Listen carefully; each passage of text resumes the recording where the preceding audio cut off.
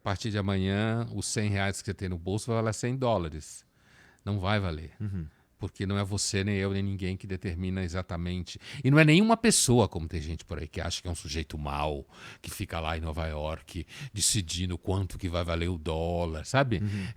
É bem típico, assim, de você fazer um pouco de discernimento entre quem atingiu uma certa idade um pouco mais madura e quem permaneceu criança mesmo aos 40, 50, 60 anos, é se essa pessoa acha que ela entendeu quais são as 3 pessoas culpadas de tudo que existe, né? E aí ela concentra, né? O Trump é o culpado de tudo, certo? Então é os Estados Unidos que é o culpado de tudo. Apesar de que essa pessoa provavelmente, se pudesse viver nos Estados Unidos ilegal, ia viver. É uma das coisas mais idiotas que eu acho é esse povo que fica descendo o cacete nos Estados Unidos quando tem chance de ir para Nova York e vai babando. Isso. É. Pior ainda, quando vai para Miami vai babando, né? Então, assim... Mas, ó, a gente falou de estoicismo há pouco. Uma das coisas que os estoicos romanos refletiam muito era sobre essa ideia de sucesso mesmo, né? A ideia de que o mundo é meio que um engodo, né? Isso é uma constante estoica típica.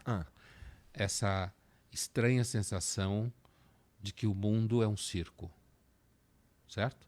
De que ele é meio engodo, de que rola uma coisa, mas na verdade essa coisa é mais ou menos falsa. Se você olhar para ela muito, você vai perceber que ela é falsa, ou ela vai te cegar que nem um sol, se você olhar demais para ele, né? Uma luz excessivamente intensa, e que, portanto, você devia tomar cuidado com todas as provas de sucesso que você tem. E daí vem a famosa lenda urbana romana, né? Que a gente atribui aos romanos, de que quando um grande general entrava em Roma, tendo conquistado, tipo, César conquistou a Gália, que hoje a gente chamaria de França, né? César conquistou a Gália e quando entra em Roma, tá todo mundo gritando o nome dele, imagine essa experiência, né? E que alguém falava no ouvido dele, olha, lembra que você é pó, hein? O tempo inteiro, lembra que você é pó. Justamente para abaixar a bola de não é qualquer um, né? A bola de um César. E no final foi assassinado, né? Justamente porque teve muito sucesso. Então eu entendo, e tem um elemento aí no que você fala, quando você disse para mim assim, agora você começou a falar algumas coisas que eu acho que talvez seja sucesso mesmo, e não coisas que o sistema põe na nossa cabeça como sucesso, né? Isso daí soa um pouco romântico. Eu já suspeito que você é romântico desde a primeira vez que eu vi no Flow. Que bom. Né? Você acha que é um elogio? Pode ser. Eu pode acho ser. que. Sabe por quê? É porque eu sinto que assim. Ó, eu falo tudo. Isso que eu acabei de dizer aí sobre isso, agora essas coisas parecem sucesso. Talvez seja porque eu. E nós, como seres humanos, pelo menos assim, não sei se eu tenho. Posso estar falando grande merda. Tudo que eu falo aqui pode ser uma grande merda, tá bom? Você não fala grande merda, Então, você vamos lá. sabe disso. Tá, Senão você não conseguia manter tanta conversa em pé. Tá, mas tá bom. Mas assim, eu percebo que boa parte do sofrimento, já que a gente está falando especificamente do lance de ter sucesso, boa parte do sofrimento vem de eu nunca tô feliz com o que eu alcanço. E dá para dizer isso aí de, sei lá, um monte de gente que eu conheço, para não dizer todo mundo. Que é o seguinte: se eu tivesse ido pelo outro caminho que hoje eu enxergo, que hoje eu determino, que eu penso que, putz, se eu tivesse ido por aqui eu teria sido mais feliz. Se eu tivesse ido por ali, eu ia pensar que o caminho que eu segui seria o caminho que de fato me faria feliz. Então, no fim, eu nunca vou estar pleno, sabe? Não vai Porque mesmo. o outro caminho sempre vai parecer mais interessante, independente do caminho que eu tomar. Ninguém é pleno. Nunca. E quem diz que é mentiroso. Ou tá doente, né? Porque é daí, inclusive, a ideia de que quando se filosofa sobre Deus ao longo de anos e séculos, e uma das coisas que mais se projeta sobre Deus é de que ele esteja pleno, que se baste, que seja causa de si mesmo, né? Porque nós não somos, ninguém é pleno.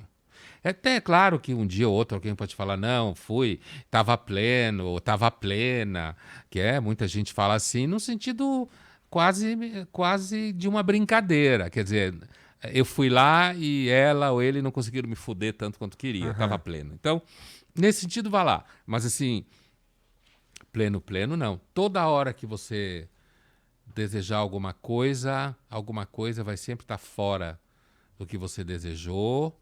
E às vezes, quando você consegue o que você desejou, você para de desejar. Tem um filósofo famoso que seguramente você já ouviu falar e já falaram para você, do Schopenhauer, né? Schopenhauer é um filósofo muito importante, apesar que não é um filósofo, digamos assim, que tanta gente já ouviu falar, tipo Nietzsche, assim, todo mundo já ouviu o nome, Schopenhauer né? eu escuto bastante. Então, Schopenhauer é um filósofo muito famoso, importante, porque o Schopenhauer ele faz uma ruptura na filosofia, porque a filosofia, grosso modo, sempre mais ou menos entendeu que se você descobrir determinadas coisas, as coisas vão ficar no lugar. Entende? Se você entender qual é o princípio, qual é a lógica, o tal do logos que falavam os gregos, se você, no caso dos religiosos, se você conseguir fazer aquilo que Deus quer, né, no final vai dar certo, se não deu certo ainda porque não acabou, sabe? Quer dizer... Às vezes acabou, né? Bom, quase sempre, né? Então, assim, a filosofia, o mainstream filosófico sempre partiu do pressuposto de que há um sentido, se está dando errado porque a gente ainda não conseguiu achar e não conseguiu fazer o que tinha que fazer, né? A tragédia grega é outra coisa, mas a tragédia grega não é filosofia, é outra coisa. Na história da filosofia, o primeiro filósofo que chutou esse balde foi o Schopenhauer, né? Dizendo que a estrutura e a dinâmica do ser, como se fala em filosofia, é irracional, cega, violenta, insatisfeita, nunca relaxa, que é a tal da vontade que ele falava, né? A vontade. Nunca relaxa, nos arrasta, é destruidora. Inclusive, muita gente acha que a filosofia do Schopenhauer casa com o darwinismo original, com aquela ideia da violência, da natureza e tudo mais. E, portanto, o Schopenhauer ele é o primeiro filósofo que pressupõe, na filosofia, que o ser é mau. Tá. Entende? O ser, a ordem é má, cruel, irracível, cega. Não é nem que ela é intencionalmente assim, mas ela é assim enquanto dinâmica inconsciente. Ela funciona assim. E a gente é submetido a isso o tempo inteiro. Então a gente nunca vai ficar satisfeito. Porque a vontade, essa tal vontade que o Schopenhauer fala, nunca fica satisfeita. Agora, quando você passa isso, é claro que tem gente que critica, dizendo que isso só funciona no capitalismo, né? Porque o capitalismo funciona se você não ficar satisfeito. Né? Se o capitalismo tivesse continuado a oferecer aquilo que a gente necessita, ele tinha quebrado, né? Mas a verdade é que eu não acho que foi o capitalismo que criou o caráter insatisfeito do desejo. Eu acho que o Schopenhauer que tem razão. O Freud, por exemplo, é muito influenciado por essa ideia. Isso para o Freud, na versão brasileira via França, chama-se pulsão, né? As últimas traduções do alemão para o português voltou-se a usar a palavra instinto. Tá. Né?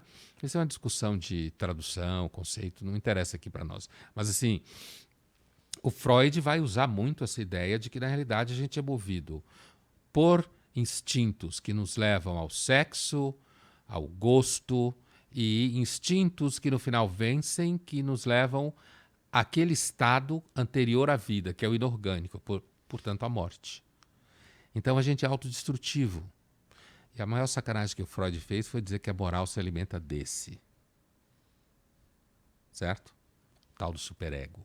Ele goza nos proibindo de fazer aquilo que a gente mais quer. Por isso que quanto mais um desejo é proibido, mais forte ele fica. Entende? Entendo. Quer dizer, então assim... Portanto, quando você fala essa coisa de por um caminho daqui ou por um caminho de lá, e eu falei que você era romântico, porque o romantismo é justamente esse movimento, desde o final do século XVIII, de perceber que esse processo modernizador, industrial, do PIB, o modelo do PIB, como se fala por aí, o fetiche do PIB, como se fala, quer dizer, tudo tem que crescer o tempo inteiro, né? Que isso ia dar ruim, de certa forma. Mas produziu o mundo, esse mundo todo que está aqui à nossa volta. Todas as possibilidades que a gente vive, né? Tudo. Produziu isso tudo. E, como a gente falava há pouco sobre o problema de luz, força, né? Quando falta luz aqui em São Paulo, agora a gente fica 30 horas sem luz, 25 horas, 12 horas. Isso quando dá sorte, né? E quando acontece isso comigo, eu sempre penso como era bom o século XIX que não tinha eletricidade. Porque como você não conhecia, nada funcionava à base da eletricidade. Era só acender uma vela. É que se continuasse daquele jeito, a gente extinguia as baleias. Né? Então a eletricidade salvou as baleias nesse sentido, do óleo de baleia, né? Que acendia luzes pela cidade. Né? Então, assim, mas os românticos, eles são os melancólicos, os nostálgicos, no sentido de que tem alguma coisa errada nisso. Essa sensação que você tem, muitos têm, tem alguma coisa errada nisso. Não pode parar, corre. Eu não queria, mas eu sou obrigado. Mas eu tenho certeza que nem quando você falou, eu queria estar numa praia, eu perguntei para você, você queria mesmo? Quer dizer, porque existem coisas que a gente projeta que a gente queria. Mas às vezes